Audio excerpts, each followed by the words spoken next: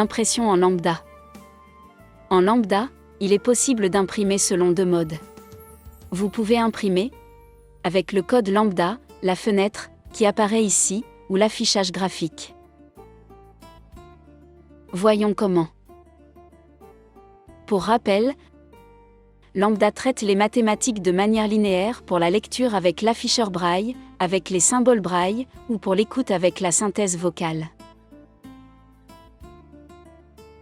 Pour la compréhension et le partage avec les enseignants et les camarades de classe, il n'y a pas de symbole braille dans la boîte de dialogue, mais une écriture en code lambda, avec l'utilisation de certains glyphes, qui retracent précisément la même structure que celle qui apparaît en braille.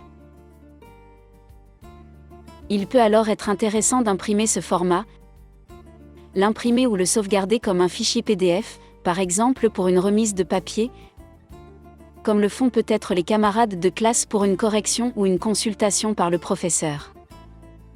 Pour imprimer ce fichier, vous pouvez accéder aux options d'impression dans le menu.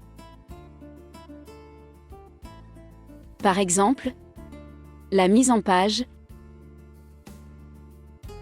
l'aperçu,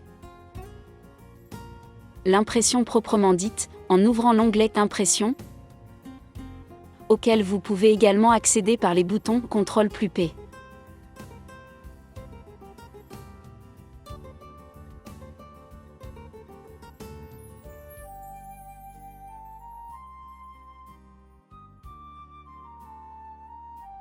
Il peut arriver que, dans un contexte non pédagogique, vous souhaitiez livrer une expression mathématique écrite en mode graphique traditionnel.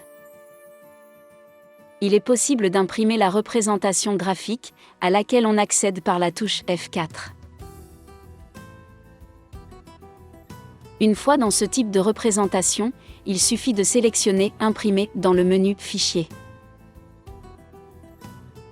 Dans ce cas également, il sera éventuellement possible de l'enregistrer au format PDF, pour les usages habituels. Je vous rappelle qu'en plus de l'utilisation de la souris, vous pouvez également fermer la fenêtre de représentation graphique avec la touche Alt plus F4.